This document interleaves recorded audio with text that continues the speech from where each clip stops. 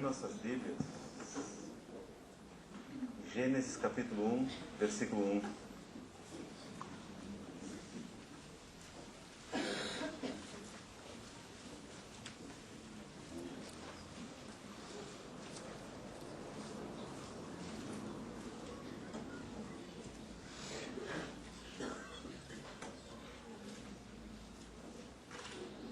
No princípio criou Deus os céus e a terra. Agora em Efésios capítulo 4.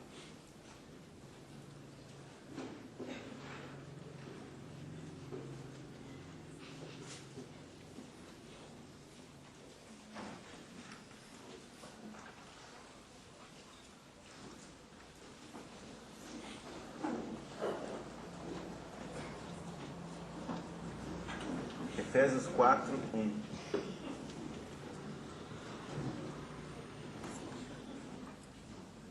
Rogo-vos, pois, eu, o prisioneiro no Senhor, que andeis de modo digno da vocação a que fostes chamados, com toda a humildade e mansidão, com longanimidade, suportando-vos uns aos outros em amor, esforçando-vos diligentemente por preservar a unidade do Espírito no vínculo da paz.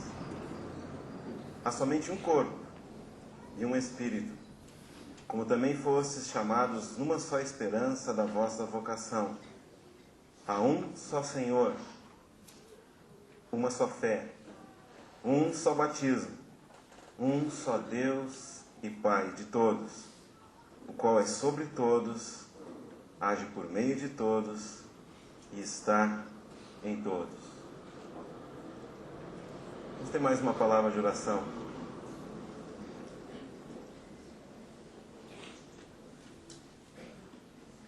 Amado Pai, te damos graças pelo grande privilégio que o Senhor nos dá, de estarmos reunidos e juntos, estudarmos a Tua Palavra. Pai, o Senhor prometeu, através do Teu Filho, que quando estivessem dois ou mais reunidos no nome do Senhor estaria no nosso meio. Nós cremos que o Senhor está aqui hoje. Por isso pedimos, Pai, que o Senhor fale ao nosso coração. Que a Tua Palavra seja vida na nossa vida. Que a Tua Palavra seja transformadora. Que a Tua Palavra seja clara no nosso entendimento. E, mais do que tudo, que a Tua Palavra revele mais ainda a Tua bendita pessoa e do nosso amado Senhor Jesus Cristo. Nós oramos no nome do Senhor Jesus Cristo. Amém. Como os irmãos já sabem, o tema desses 3 dias de conferência de final de semana, é esses alicerces, os fundamentos da casa de Deus, e em especial, nesses 3 dias, 2 expressões, né? Trindade e encarnação. Claro que quando nós nos reunimos para estudar a Palavra do Senhor juntos, nós queremos estudar a Palavra do Senhor. E se nós fôssemos para as nossas Bíblias procurar por essas expressões Trindade e encarnação, nós teríamos uma grande surpresa, porque em nenhum dos 66 livros da Bíblia nós encontramos a palavra Trindade. E também em nenhum dos 66 livros da Bíblia nós encontramos a palavra encarnação. Mas nós queremos ser bíblicos. Nós queremos entender o que a palavra de Deus nos ensina, nada fora dela, nada menos do que ela e também nada mais do que ela. Como nós podemos resolver essa situação? Na verdade, nós vamos ver que a expressão trindade não aparece, mas o fato está lá. Da mesma forma, a expressão encarnação não aparece, mas o fato está lá. Então nós queríamos iniciar mostrando para os irmãos alguns exemplos na Bíblia onde vai aparecer o fato da trindade e também o fato da encarnação. Nós podemos começar com o Evangelho de Lucas, no capítulo 1. Lucas capítulo 1, versículo... Podemos começar pelo versículo 30. Essa passagem do Evangelho de Lucas, ela nos fala acerca da concepção do Senhor. E no versículo 30 nós temos parte do diálogo entre o anjo e Maria. Está escrito: mas o anjo disse: Maria, não temas, porque achaste graça diante de Deus. E se conceberás e darás um filho, a quem chamarás pelo nome de Jesus. Ele será grande e será chamado Filho do Altíssimo. Deus, o Senhor, lhe dará o trono de Davi, seu pai. Ele reinará para sempre sobre a casa de Jacó, e seu reinado não terá fim. Então disse Maria ao anjo: como será isto, pois não tenho relação com homem algum? Respondeu-lhe o anjo: descerá sobre ti o Espírito Santo, e o poder do Altíssimo te envolverá com a sua sombra. Por isso também o ente santo que há de nascer será chamado Filho de Deus. Então nessa passagem aqui nós já vemos, quando fala sobre o filho que a Maria vai conceber, o nome dele é Jesus. E o nome dele é Filho do Altíssimo. Então temos Jesus, temos o Altíssimo. Depois fala, de novo, de Deus, o Senhor. E depois fala: descerá sobre ti o Espírito Santo, e o poder do Altíssimo te envolverá. E vai falar que aquele que há de nascer é o Filho de Deus. Então nessa primeira passagem, nós já vemos Deus, o Altíssimo, nós vemos Jesus, o Filho de Deus, e nós vemos também o Espírito Santo.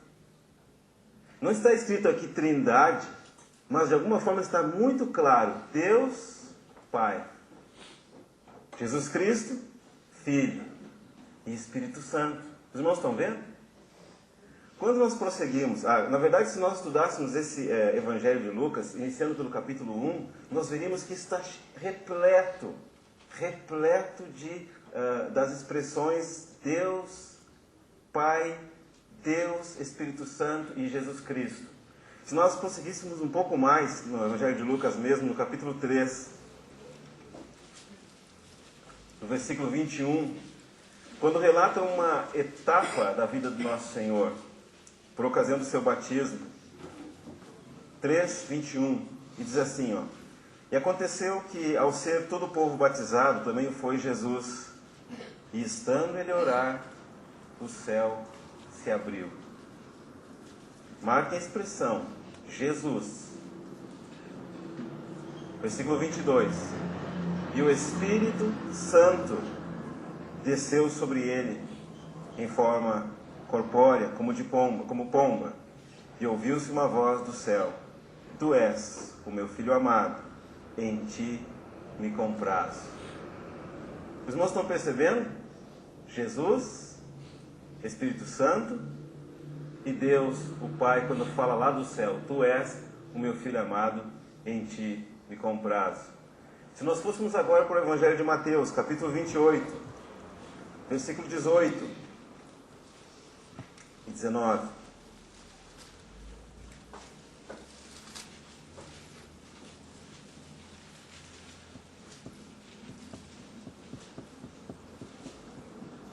Jesus, aproximando-se, falou-lhes dizendo: Toda a autoridade me foi dada, no céu e na terra.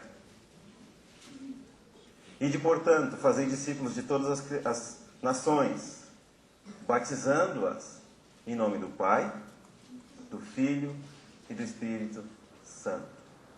Então nós vemos claramente que o fato da Trindade está de maneira muito explícita revelado para nós nas Escrituras. A palavra, a expressão Trindade, não. Mas o fato está ali de maneira inequívoca na concepção do nosso Senhor Jesus Cristo, por ocasião do batismo e início do ministério do nosso Senhor Jesus Cristo, e um pouco antes do final do ministério do Senhor Jesus Cristo sobre a terra, antes da sua ascensão. Nós temos Deus Pai, Deus Filho e Deus Espírito Santo. Em outras porções da Escritura, nos é dito que não somente temos Deus Pai, Deus Filho e Deus Espírito Santo, mas nos é dito que Deus, o Pai, é Deus, e nos é dito também que Jesus Cristo, o Filho, também é Deus. Não somente temos Deus Pai, Deus Filho e Deus Espírito Santo, mas Deus Filho, Cristo Jesus, é Deus. Lembra lá de João, no capítulo 1, quando diz assim: no princípio era o Verbo, e o Verbo estava com Deus, e o Verbo era Deus. A palavra era Deus. E quando mais adiante fala, e o Verbo se fez carne, está falando, aquela palavra, aquele Verbo, Cristo Jesus eterno, se fez carne e habitou entre nós. Então nós sabemos que Deus Pai é Deus, e Deus Filho igualmente é Deus. Outra porção da Escritura, no Novo Testamento, vai nos mostrar que Deus, Espírito Santo, também é Deus. Porque essa é um pouquinho menos familiar para muitas pessoas. Nós podemos ver no livro de Atos.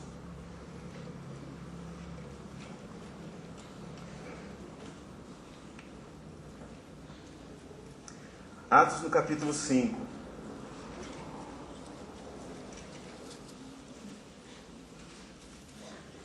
Esse relato de Atos capítulo 5 vai falar daquela ocasião em que a igreja dos primeiros anos ela estava inflamada de amor pelo Senhor e pelos irmãos.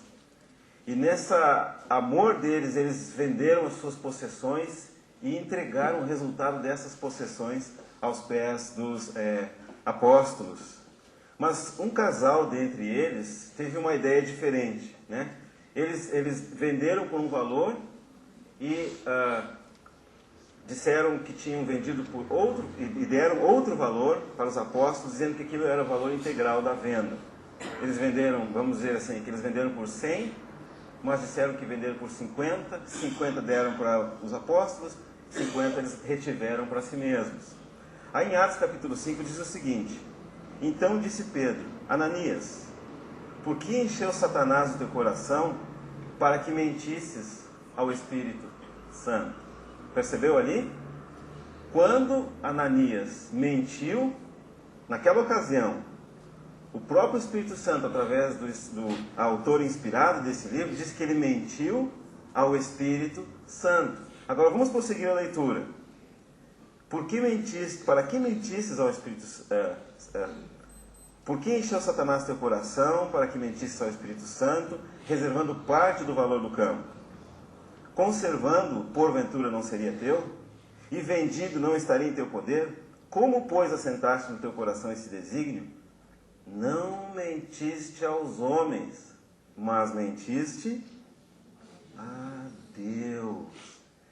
Viu ali como na primeira passagem ele mentiu ao Espírito Santo, mas na segunda passagem diz que ele mentiu a Deus. Então nós vemos não somente a menção do Pai, do Filho e do Espírito Santo. Nós vemos não somente que Deus Filho é Deus, nós vemos também a menção que Deus Espírito Santo é Deus também.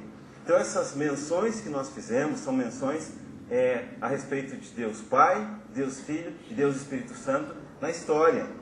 Quando nós lemos aquela passagem em Efésios que fala que há um só Espírito, um só Senhor, um só Deus, é uma menção desse aspecto Trindade, Deus Pai, Deus Filho e Deus Espírito Santo, no ensino dos apóstolos. Então nós vemos que de maneira muito clara a expressão Trindade não está, mas o fato Trindade está claramente revelado na Escritura. E nós sabemos então que Deus é um só. Deus Pai, Deus Filho e Deus Espírito Santo. Agora, por que motivo Deus nos dá essa revelação da sua pessoa? Por que motivo Deus mostra-se a si mesmo como Deus Pai, como Deus Filho, como Espírito Santo? É porque Deus quer que nós o conheçamos. Deus quer que nós conheçamos a vida. E o que é a vida? A vida é conhecer a Deus e a Jesus Cristo, a quem Ele enviou. Essa é a vida eterna. Você já parou para pensar nisso? Vida é conhecimento. Mas não é qualquer tipo de conhecimento. Vida é conhecer a Deus. Quando se conhece a Deus, nós conhecemos a verdadeira vida. Para isso nós viemos à existência, para conhecer o nosso Deus, para amar o nosso Deus, para servir ao nosso Deus, para ser amados pelo nosso Deus, para sermos servidos pelo nosso Deus. Deus de um lado, homem do outro. Deus e o homem, união com Deus. Isso é a vida. Esse é o nosso chamamento. Mas como nós vamos ter união com Deus se nós não o conhecemos? Como nós vamos ter afinidade com Deus com quem não temos intimidade? O chamamento que Deus nos dá é conhecê-lo. Conhecê-lo como Deus Pai, Deus Filho e Deus Espírito Santo. Agora, se os irmãos prestaram atenção, todas essas referências que nós empregamos aqui para provar, a partir da Escritura, que Deus é Pai, é Filho e é Espírito Santo, todas elas foram tomadas do Novo Testamento. Aí, claro, nós sabemos que a Bíblia ela é composta não somente do Novo Testamento. Na verdade, a Bíblia é composta do Antigo Testamento mais o Novo Testamento. Temos os 39 livros do Antigo Testamento, mais os 27 livros do Novo Testamento, e essa toda a revelação bíblica que nos foi dada. Como é possível, então, que nós só mencionamos passagens bíblicas do Novo Testamento? Será que não tem essa trindade também no Antigo Testamento? Agora, se nós fôssemos fazer um pouco de estatística, precisamos de alguém que seja bom em matemática aí, tá? Tem alguém que é bom em matemática? Olha só, na nossa Bíblia em português, o Antigo Testamento ele ocupa aproximadamente 630 páginas. Enquanto que o Antigo Testamento, o Antigo 630, o Novo 213, mais ou menos, tá? 600, 200. Primeira pergunta de matemática, qual que é maior? O Antigo ou o Novo? Eu nem vou esperar a resposta, porque os alunos são assim, né? Na verdade, quando os alunos não sabem a resposta, eles ficam tudo assim. Ó. Será que ele vai perguntar para mim? E se ele perguntar para mim? Mas quando eles sabem a resposta, aí eles fazem assim. Pode mandar a pergunta que eu estou sabendo. Né? Aí o professor que conhece os alunos não pergunta. Claro que nós sabemos que o professor ou o mestre aqui é o Senhor Jesus. Nós todos estamos estudando a palavra juntos aos pés do Senhor. De qualquer forma, qual que é maior? 600 ou 200? Evidente que é 600. Quantas vezes maior? 3 vezes, né? 3 vezes 200, 600. Ou seja, em termos de conteúdo, se nós contássemos também em capítulos, ou versículos, ou palavras, ia ser mais ou menos a mesma coisa. O Antigo Testamento tem 3 vezes conteúdo do Novo. São 600 páginas do Antigo, 200 do Novo. Mas agora eu vou fazer uma pergunta. Quantas vezes tem a menção da palavra Deus no Antigo Testamento? 3.000 vezes. Agora, quantas vezes tem a menção da palavra Cristo no Antigo Testamento? 2. Qual que é maior? Quantas vezes tem a menção da palavra Filho no Antigo Testamento?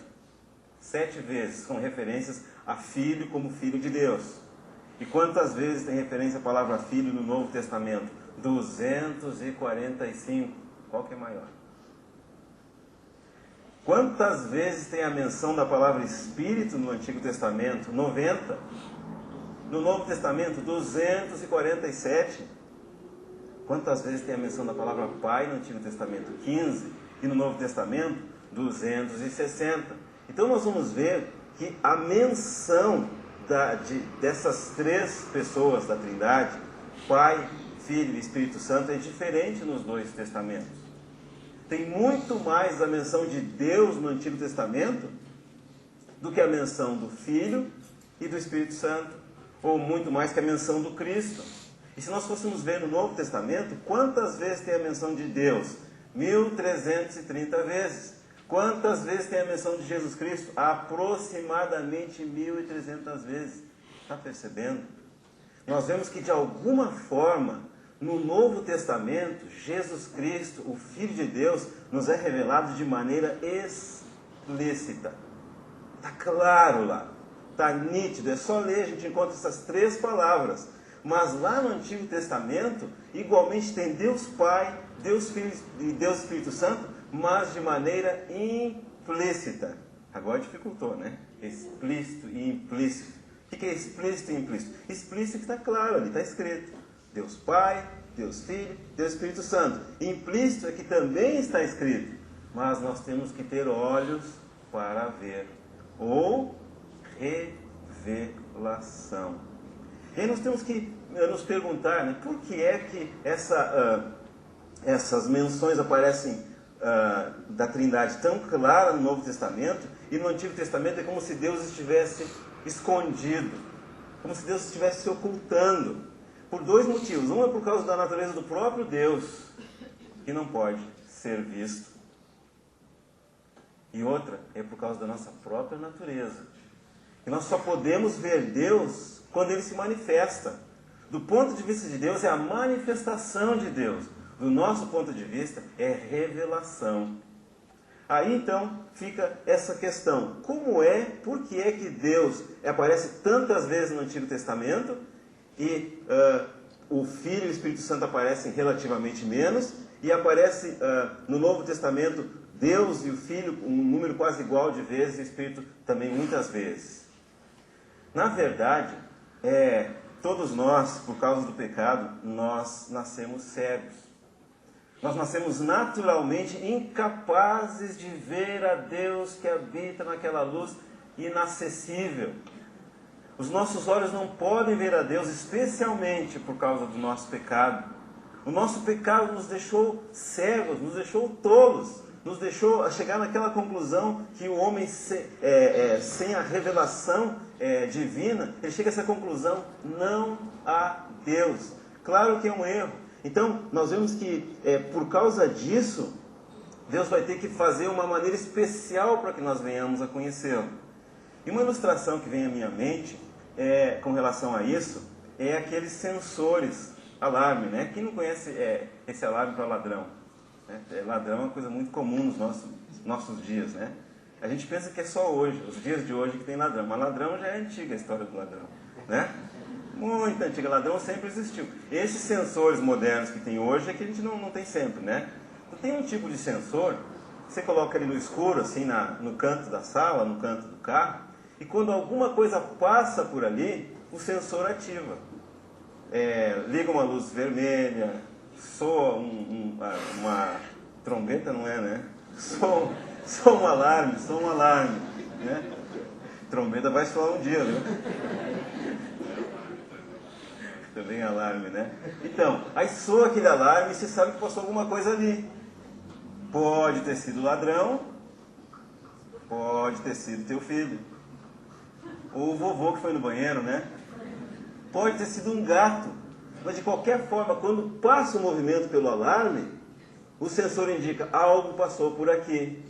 Aí a gente consegue perceber por aquele sensor que alguma coisa passou ali pelo alarme.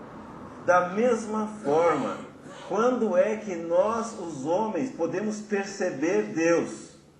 Inicialmente, quando Deus se move. Se Deus não se movesse, nada falasse, nada fizesse, claro que nós nem saímos aqui, né? Não teríamos criado. Mas se Deus não se movesse, nós não saberíamos que Ele estava ali. Se Deus não se manifestasse dentro da esfera do nosso alarmezinho, nunca que a luz iria acender. Na nossa ilustração, Deus se mover, ou alarme, essas coisas todas, corresponde na palavra de Deus com a obra de Deus. Aí que nós começamos a entender que quando Deus se move, quando Deus começa a fazer a sua obra, então nós temos condições de captar Deus.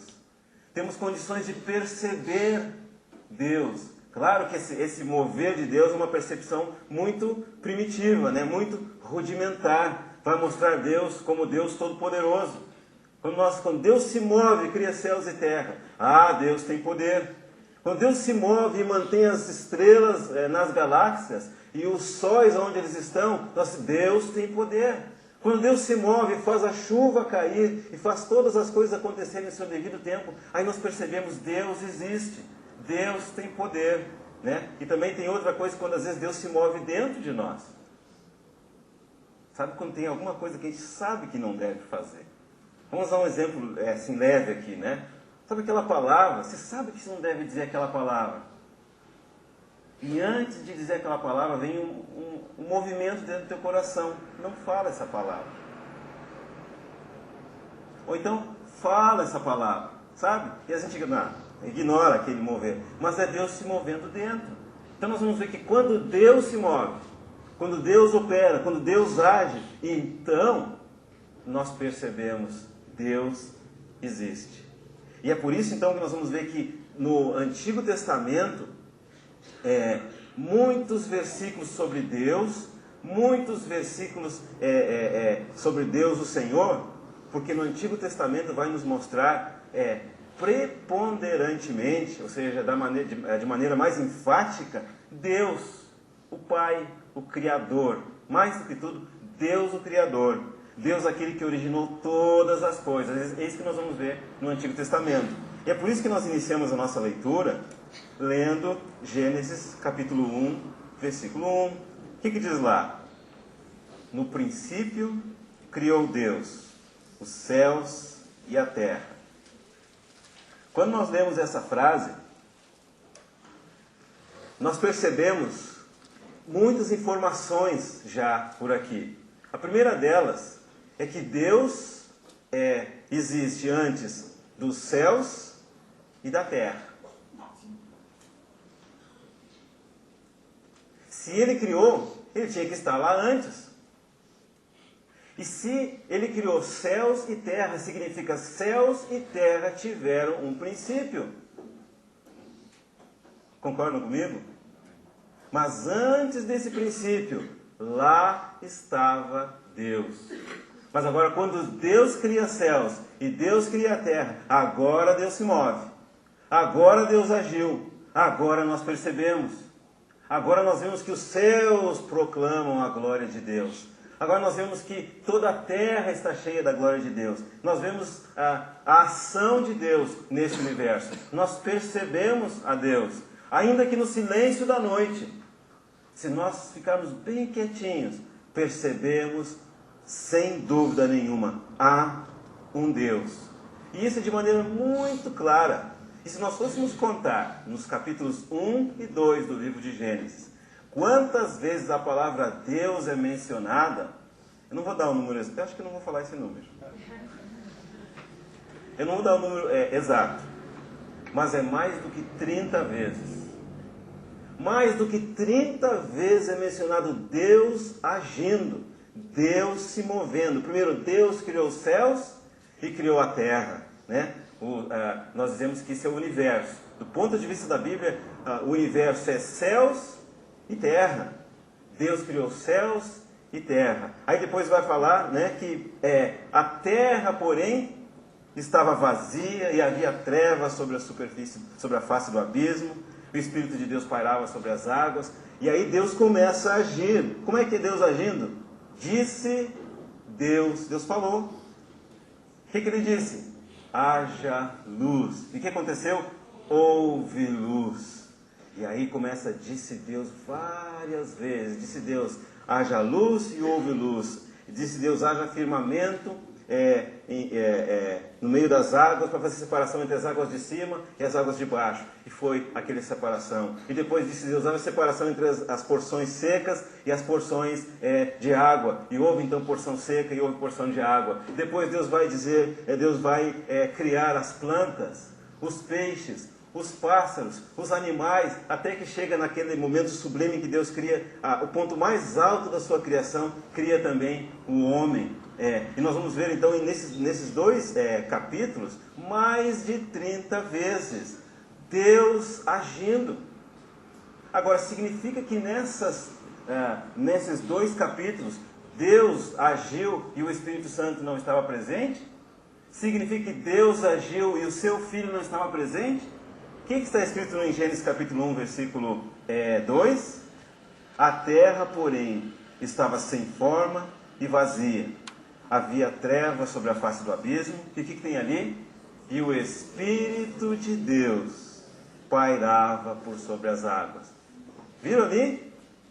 Se nós lermos rapidamente esses capítulos, aparece tantas vezes a menção do nome Deus, que pode passar desapercebido. Não estava somente Deus, o Pai ali.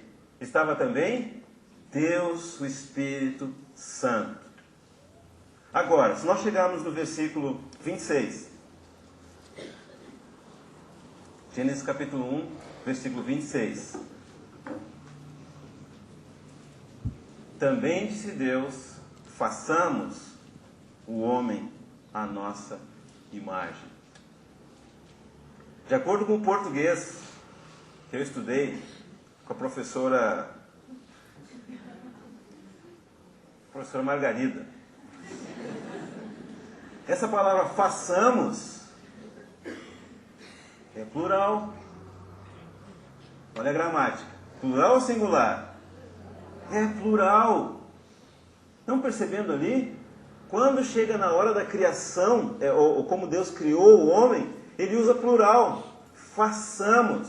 Quer dizer, é Deus, é o Deus único, mas tem alguém mais com esse Deus. E quem é esse alguém mais? Nós vamos ver no versículo 27, 1:27, vai dizer assim, ó: criou Deus, pois, o homem à sua imagem. Percebeu? Quando diz façamos, plural. Quando fala em imagem, a sua.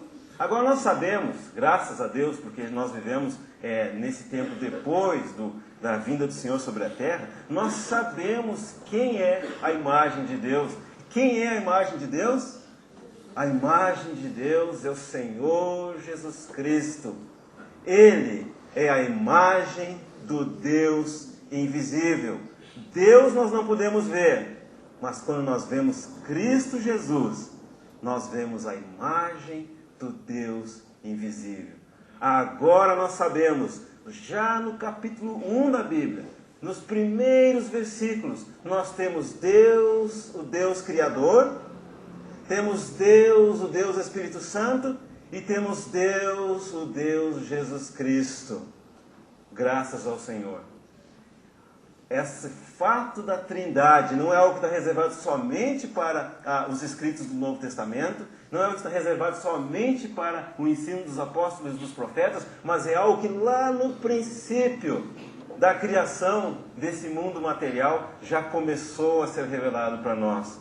Quando Deus começa a se mover, quando a obra de Deus começa a acontecer, quando as engrenagens da máquina eterna começam a rodar, nós vemos Deus Criador, Deus Espírito Santo e Deus Jesus Cristo aqui nessa imagem. Agora, se nós fôssemos para o Novo Testamento, especialmente os escritos de João, nós veríamos que Deus, no Antigo Testamento, Deus não é definido, se é que podemos usar essa expressão.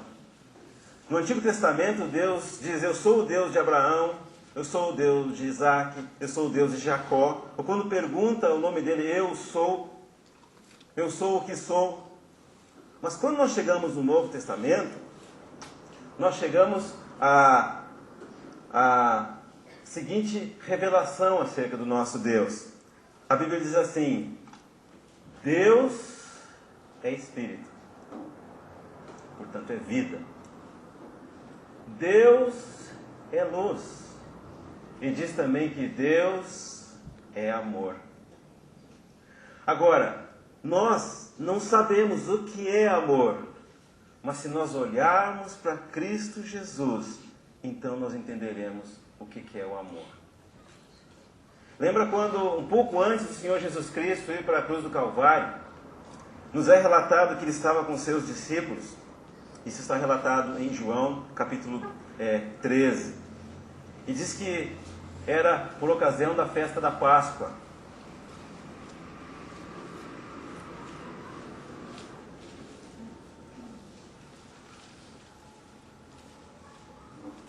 E diz que antes da festa da Páscoa, o Senhor Jesus sabia que era chegada a sua hora. Era hora dele deixar esse mundo. Era hora dele passar desse mundo para o Pai. E diz em João 13, Evangelho de João 13, versículo 1, na parte final, diz assim que ele, sabendo que ele ia deixar esse mundo, tendo amado os seus que estavam no mundo, amou-os até o fim, até o final e de maneira completa. E diz que durante a ceia, o diabo já tinha posto no coração de Judas Iscariotes, filho de Simão, que ele traísse a Jesus. E sabendo este, que o Pai tudo confiara às suas mãos, e que ele viera de Deus, e voltava para Deus, levantou-se da ceia, tirou a vestimenta de cima, e tomando uma toalha, cingiu-se com ela. Depois deitou água numa bacia e passou a lavar os pés aos discípulos e a enxugar-lhes com a toalha com que estava cingido. Deus, na pessoa do Senhor Jesus Cristo,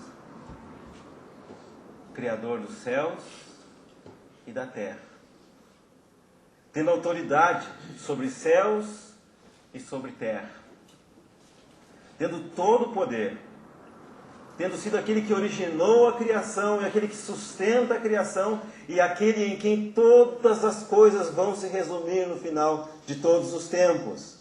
Esse Deus, que é rei também, ele tira a toalha, pega a bacia e lava os pés dos seus discípulos. Quando nós vemos Deus na pessoa de Cristo Jesus servindo as suas criaturas, aí nós vemos assim que é o amor de Deus. Quando nós trazemos a experiência do nosso dia a dia e vemos como é difícil amar, como é difícil servir, como nós gostamos de ser os primeiros, como nós gostamos de ter a última palavra, a última opinião, como muitas vezes nós vemos o nosso irmão sofrendo e temos várias explicações, até teológicas, e nos recusamos a servi-lo em amor. Nos recusamos a dar aquilo que nos pede, a dar outra face, nos recusamos a servir. E quando nós olhamos o nosso Deus, que deveria ser servido, nós vemos que Ele se humilha e serve. Antes, essa expressão Deus é amor podia ser algo vago para nós. Mas agora, quando nós vemos Deus na pessoa de Cristo Jesus, lavando os pés dos seus discípulos, nós chegamos a qual conclusão? Deus é amor. Como é difícil para nós nos submetermos. Como é difícil, como nós temos palavras, como nós temos explicações, desde explicações culturais até explicações teológicas. Por que é tão difícil servir? Por que é tão difícil se submeter? Por que é tão difícil cooperar? Por que é tão difícil trabalhar juntos? Porque nós não conhecemos o amor de Deus. Nós vemos que quando o amor de Deus começa a mover, Quando a engrenagem de Deus começa a mover, certamente teremos a oportunidade de ver isso ao longo desses dias. Nós veremos que Deus o Pai, Deus o Filho e Deus o Espírito Santo, eles vão cooperar. Eles vão se submeter mutuamente. Um vai se esvaziar para que o outro seja cheio. Um vai se abaixar para que o outro seja elevado. Um vai perder para que o outro possa ganhar, se é que nós podemos dizer assim. E tudo isso por quê? Por amor entre eles, os três. Tudo isso por amor a mim e a você. Porque Deus nos amou. Ele se humilhou. Porque Deus nos amou, Ele enviou o seu Filho. E o Filho, porque Deus nos amou, se submeteu a ser enviado. E a palavra nos diz que Ele, subsistindo em forma de Deus, Ele não tomou por usurpação o ser igual a Deus, mas antes a si mesmo se esvaziou. Está em Filipenses, capítulo 2.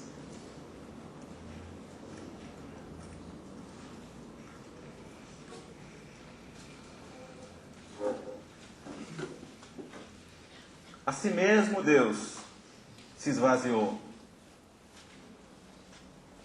assumindo a forma de servo, tornando-se em semelhança de homens, e reconhecido em figura humana, a si mesmo se humilhou, tornando-se obediente até a morte e morte de cruz. Esse é o nosso Deus. Esse é o nosso Deus, que por amor Ele não pensa em si mesmo. O Pai não pensa em si mesmo, envia o Filho. O Filho não pensa em si mesmo, obedece ao Pai. E o Espírito Santo não pensa em si mesmo, se submete a ser enviado pelo Filho. E aí nós vamos ver que Deus Pai, Deus Filho, Deus Espírito Santo, nos são dada a revelação deles, para que nós cheguemos ao conhecimento da vida, para que nós cheguemos ao conhecimento da luz, para que nós cheguemos ao conhecimento do amor. Que o Senhor possa falar ao nosso coração. Que o Senhor possa remover ao nosso coração tanta soberba que ainda existe. Encapsulada, né? Põe uma soberba com uma capa. Tem capa de explicação, tem capa de teologia, tem capa de tantas outras coisas, tem capa de movimento feminista, tem tantas outras coisas, mas o resultado é o seguinte: nós não amamos, nós não servimos, nós endurecemos, e quando nós dizemos não, é não. Quanta diferença entre Deus Pai, Deus Filho e Deus Espírito Santo agindo junto. Quanta doçura, quanta harmonia, quanto amor. E quando nós vemos Deus se movendo em amor, nós chegamos ao conhecimento de Deus. Deus é amor. Um amor que não mede esforços. Um amor que não raciocina. Um amor que se dá de maneira integral.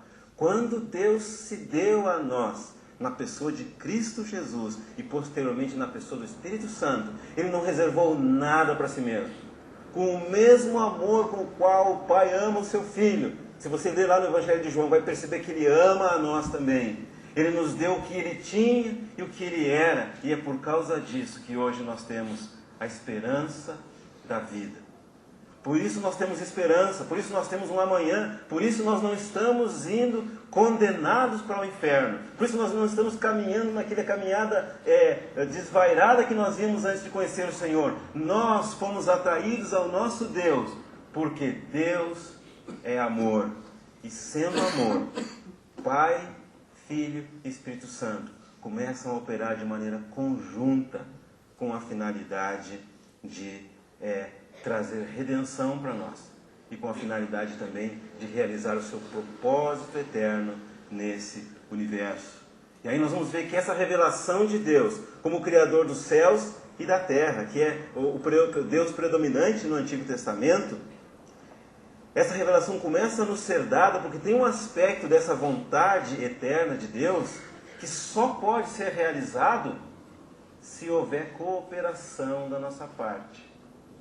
Para Deus é muito simples dizer para o sol que ele deve brilhar todos os dias. Para Deus é muito simples ordenar que a terra continue girando em torno do seu eixo ao longo dos séculos. Para Deus é muito simples colocar as estrelas no céu e elas todas lhe obedecem. Na verdade, a Bíblia diz que no céu não tem nenhum problema. Mas quando chega aqui na terra, para que Deus possa governar, para que Deus possa reinar, para que o propósito eterno de Deus possa ser cumprido, é necessária a cooperação das suas criaturas. É necessária a cooperação dos seus filhos. Por quê? Porque Deus quer desenvolver esse seu propósito em amor. Deus poderia fazer de nós robôs. Ele colocava um comando lá e quando Deus apertava o seu dedo, aquele comando, nós nos prostraríamos e diríamos: ó Senhor, nós te amamos. Aí aperta outro comando, dobra o joelho e diz: Senhor, muito obrigado. Aperta outro comando: agora eu vou servir o meu irmão. Mas Deus, na sua sabedoria, na sua soberania, não quis fazer dessa forma. Por quê? Deus queria um reino onde todos os que nele estivessem envolvidos por amor. Por isso Deus se revela na expectativa de, se nós conhecemos a Ele, se nós conhecemos o amor de Deus nos constrange, e o amor de Deus provoca no nosso coração uma resposta em amor. E então, voluntariamente, sem nenhum botão, sem nenhuma obrigatoriedade, nós nos rendemos por amor diante desse Deus. E nos propomos a servi-lo por amor. O inimigo do nosso Deus, ele estava apostando, se é que dá para usar essa expressão, que Deus jamais conseguiria esse reino. Ele estava apostando que Deus só conseguiria ter um reino de criaturas ou de filhos, ou que fosse, se eles fossem forçados. Mas Deus se propõe, sem forçar nenhuma pessoa, simplesmente por revelar-se a si mesmo, simplesmente por revelar o amor que Ele é, nos conquistar, e nós nos dispormos a cooperarmos com Ele e cumprir o seu propósito, ainda que isso implique em obediência até a morte. Cumprir o seu propósito, ainda que isso implique em tomar a cruz, ainda que isso implique em servir aquele que é menor do que eu. Quando nós vemos como é grande o amor de Deus, como é grande a obra de Deus, quando nós vemos um Deus que, na pessoa do seu Filho, vai até a cruz do Calvário, nós nos dobramos diante desse Deus, e esse amor nos conquista, esse amor nos constrange, e finalmente o nosso coração, que é tão duro, que é tão soberbo, que é tão imutável, se prostra diante do Senhor e diz: eis-me aqui, Senhor, seja feita a tua vontade. O Senhor quer ter um reino de amor, eu compreendo que o Senhor quer ter um reino de amor, agora eu me disponho a trabalhar, a viver e até morrer, para que esse reino de amor do meu Senhor seja realizado com a nossa cooperação. Está percebendo por que Deus se revela? Ele se revela para nos atrair, Ele se revela para nos conquistar, Ele se revela para que nós, tendo compreensão de quem Ele é, nós cooperemos para que o propósito eterno, para que o propósito divino dele se cumpra. E é por isso que ele começa a se revelar. E é por isso que nós temos que não menosprezar a importância desse tema que estamos compartilhando durante esses dias de conferência. Porque quanto mais nós conhecemos de Deus, mais nós conhecemos do amor e mais nós conhecemos do verdadeiro sentido da vida. Agora, quando nós mencionamos Deus se movendo no universo, Deus se movendo, fazendo a sua obra. E quando nós mencionamos esse movimento de Deus, desde o princípio, Deus Pai, Deus Espírito Santo e Deus Filho, nós sabemos que Deus é aquele Deus que é essencialmente Espírito e não pode ser visto. E nós sabemos que o Deus Filho é a imagem de Deus. Sempre que nós queremos saber como que Deus é, basta olharmos para Cristo Jesus conforme está relatado nas Escrituras. Cada porção da Escritura vai nos dizendo, assim Deus é. Porque quem vê o Filho vê o Pai. Agora, ainda essa revelação de Deus, ainda não pode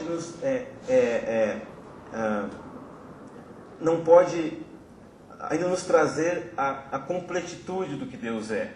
Vou tentar explicar isso de uma outra maneira.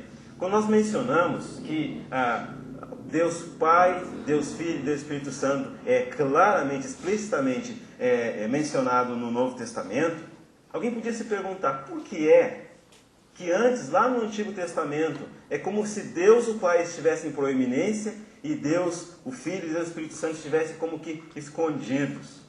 Na verdade, quanto mais olhos nós tivermos, nós vamos ver que eles estão presentes praticamente em cada página da Bíblia. Mas, de alguma forma, Deus Filho e Deus Espírito Santo, no Antigo Testamento, como que ocupam uma posição secundária, ou assim, mais atrás da imagem. E Deus Pai é proeminente. Por que isso? É porque essa revelação de Deus nas obras de Deus, na criação de Deus, ainda não pode nos mostrar um caminho para a revelação de Deus em perfeição e dentro de nós. Vamos ver em Gálatas, capítulo 4.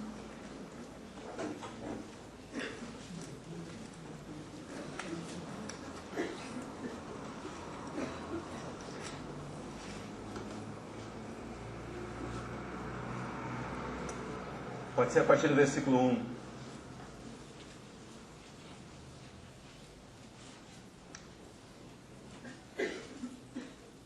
Digo, pois, que durante o tempo em que o herdeiro é menor, em nada difere de escravo, posto que ele é senhor de tudo.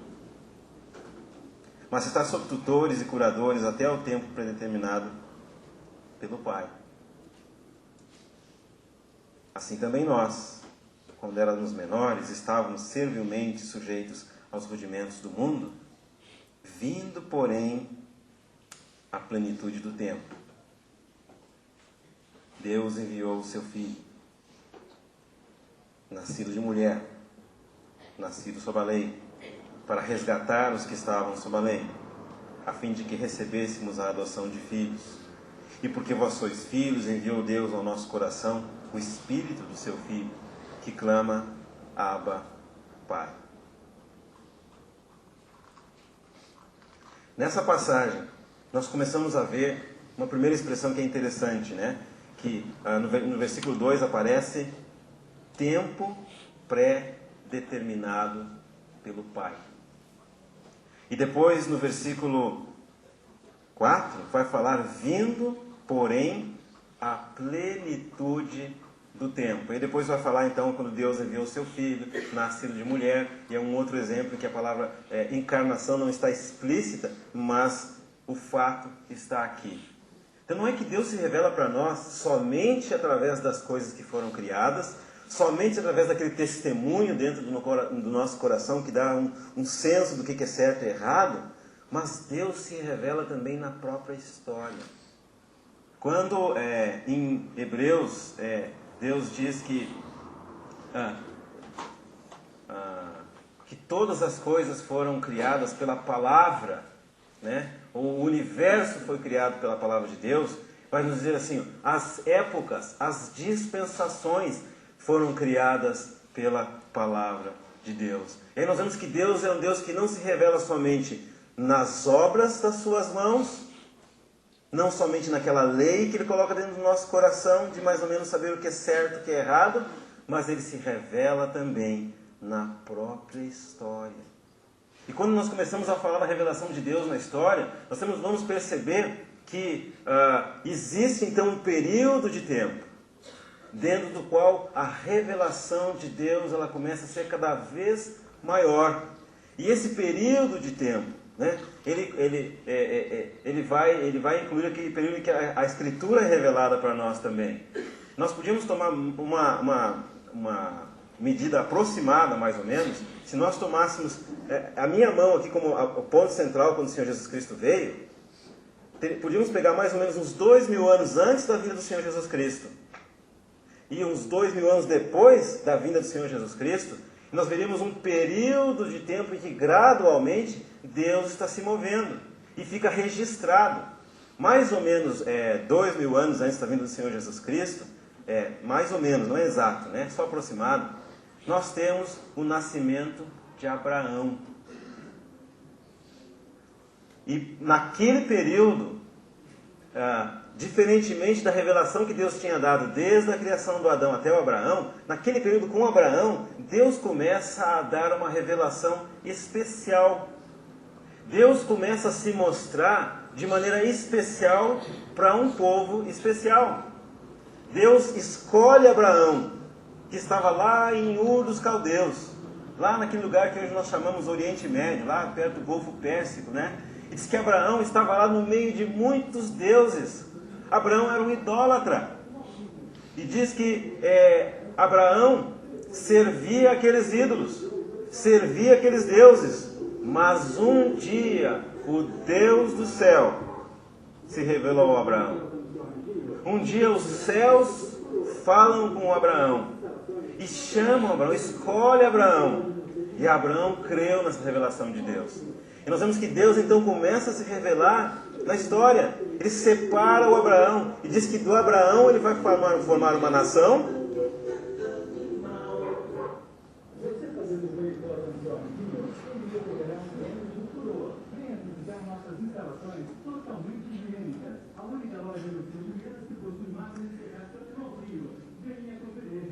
Abraão vai ser separado por Deus.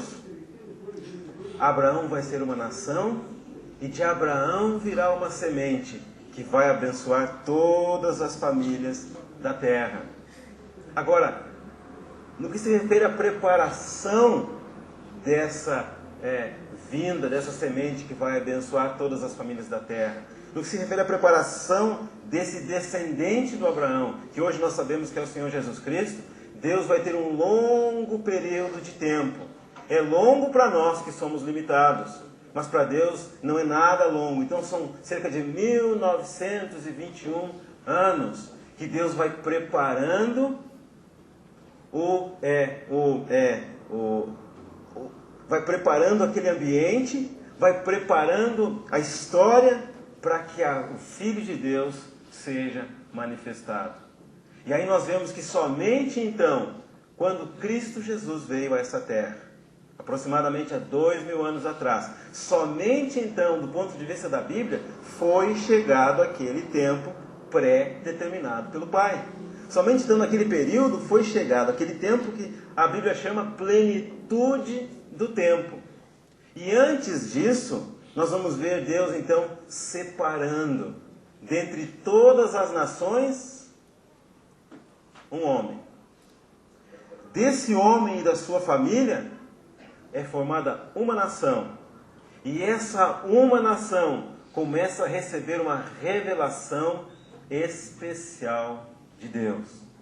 Antes de Abraão, ninguém jamais tinha chegado à conclusão de que Deus é um só. Nunca nenhum dos escritos dos filósofos, nunca nenhuma obra de literatura, nunca nenhuma obra de história havia chegado a essa conclusão de que Deus é um só. Eles tinham muitos deuses. Eles adoravam paus, pedras, árvores, sol, lua, estrelas, animais, mistura de animais. Eles não sabiam que Deus era um só. Eles se prostravam diante de pau e de pedra. Ídolos que tinham boca, mas não falavam. Tinham ouvidos, mas não ouviam. Tinham pernas, mas não se moviam. Tinham mãos que não faziam nada. Mas por causa da ignorância do pecado, o homem estava cego. Ele perdeu a noção de Deus. Então para ele havia muitos deuses. Mas um dia o Deus do céu se revelou para o Abraão. Um dia o Deus do céu chamou Abraão para fora. Um dia o Deus do céu manda Abraão ir para uma terra que Deus ainda iria mostrar. E a partir daí começa a revelação de Deus de uma forma mais específica, dada na vida de um povo terreno de Deus. E essa revelação de Deus dada na vida do povo terreno de Deus, ela precisava de tempo. Ela precisava de tempo, porque nós vamos ver que a natureza da revelação de Deus, para que nós possamos captar quem Deus é, o que Ele é, os seus atributos, nós precisamos que Deus nos dê essa revelação. E é por isso que o Antigo Testamento ele é cheio de ilustrações, cheio de figuras, cheios de tipos, cheio de cerimônias, cheio de símbolos, todos eles querendo nos levar ao conhecimento de Cristo Jesus, querendo nos levar ao conhecimento de Deus, o Espírito Santo, querendo nos levar ao conhecimento de Deus, o Pai. E aí nós vemos Deus se revelando lá para o Abraão, começa a separar o Abraão, e Deus começa então a agir na vida desse Abraão. Quando Deus age na vida do Abraão, na verdade ele começa aparecendo para o Abraão. Tem muitas aparições de Deus no Antigo Testamento, mas aparições veladas, escondidas. Se você lesse, por exemplo, o relato quando Deus se propõe a destruir Sodoma e Gomorra, você vai ver que foram uns homens lá. Do ponto de vista de Abraão, eram homens. Mas se você lê a narrativa bíblica, você vai ver que era Deus. Deus escondido, implícito, mas era Deus falando com o seu amigo Abraão. E Deus, quando Deus, por exemplo, se revela para Moisés, lá naquela sarça ardente, se você ler com atenção aquele relato, vai perceber que quando Deus diz, olha, não te chegues para cá, tira a sandália porque essa terra é santa, você vai perceber ali que em certo momento ele vê aquele fogo, fogo na sarça ardente, em certo momento ele vê que é Deus que está falando ali. Então Deus, gradativamente na história, ele vai ampliando a manifestação dele. E aí nós vamos ver que no começo da história nós vemos Deus como Criador dos céus e da terra, o Espírito Santo pairando sobre a terra, e Deus, o Senhor Jesus Cristo, na figura da imagem segundo a qual nós somos construídos. Mas lá no final da Bíblia, nós temos Deus habitando com os homens. Está percebendo? É um movimento gradativo do céu para a terra. Gradualmente o Deus que não pode ser visto desce essa terra, vai se revelando, vai se manifestando, até que um dia lá no final, no Apocalipse, nos diz que Deus faz a sua habitação com os homens. E aí nós vemos como que Deus vai se revelar ao longo da história, como Deus vai entrando na história. E aí, se nós pudéssemos percorrer toda a Bíblia, porque esse é um assunto que necessita percorrer toda a Bíblia, nós veríamos como o Deus que se revela em toda a Bíblia, ele fez 3 visitas à nossa terra. O Deus do céu visitou essa terra 3 vezes. A primeira vez, eu espero que possamos falar um pouco mais disso na próxima oportunidade, é quando Deus ele vem até o Monte Sinai. Quando é fechada a aliança com o seu povo, é Deus, o Criador, Deus o originador de todas as coisas, Deus o iniciador de todas as coisas, visitando a terra. A segunda visita é quando Deus vem a essa terra na pessoa de Cristo Jesus. Deus, o Filho, vem a essa terra. E a terceira visita é quando Deus vem a essa terra na pessoa do Espírito Santo. E aí nós vamos ver de maneira tão completa que à medida que a plenitude do tempo chega, que à medida que aquele tempo pré-determinado de Deus chega, Deus vai se revelando, Deus vai se aproximando, e tem aquele dia em que o próprio Deus vai morar conosco. Então, a nossa expectativa é que o Senhor fale aos nossos corações. Essa passagem que tem em Apocalipse,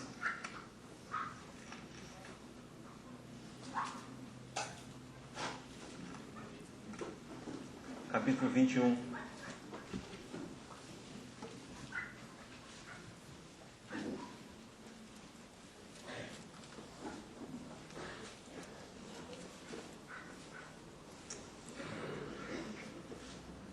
vai dizer: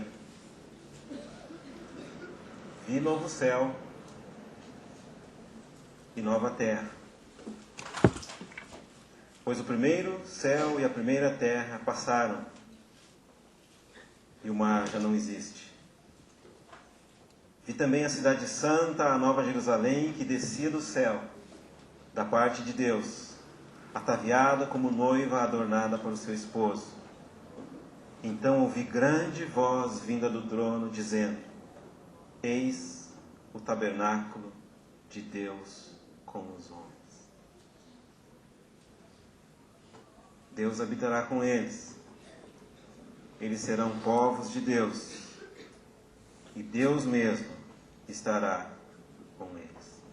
Os irmãos estão vendo aqui os céus descendo à terra, definitivamente. Deus se unindo aos seus filhos, definitivamente. Deus e o seu povo sendo um. Deus e os seus amados, um só.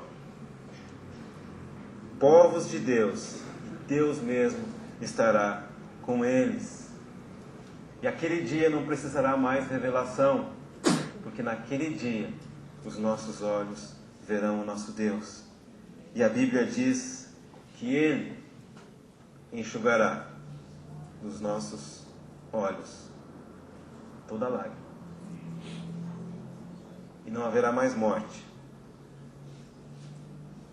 nem luto, nem pranto, nem dor, porque as primeiras coisas passaram.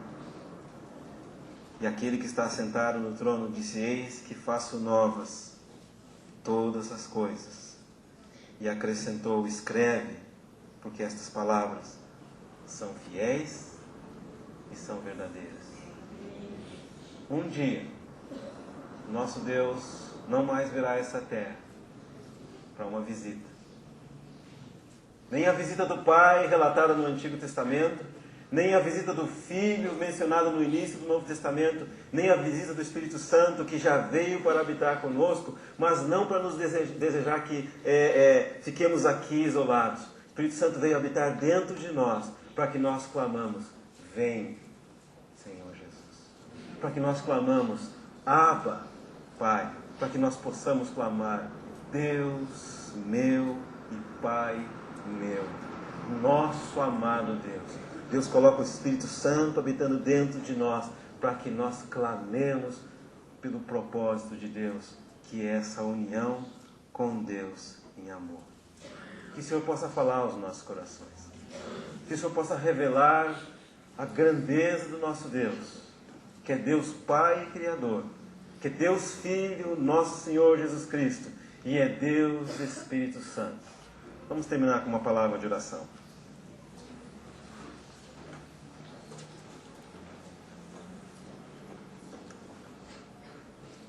Pai, nós te damos graça pelo imenso privilégio que o Senhor nos dá, de estarmos juntos, compartilhando a Tua palavra e meditando nas Tuas coisas. Agora, Pai, nós encomendamos essa palavra uma vez mais às Tuas mãos e pedimos: Senhor, continua falando conosco.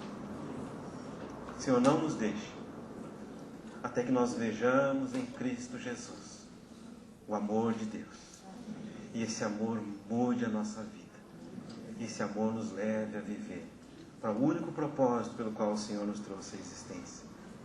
Que esse amor nos leve a viver para conhecer a Ti, o único Deus verdadeiro, e a Jesus Cristo, Teu Filho, a quem enviaste.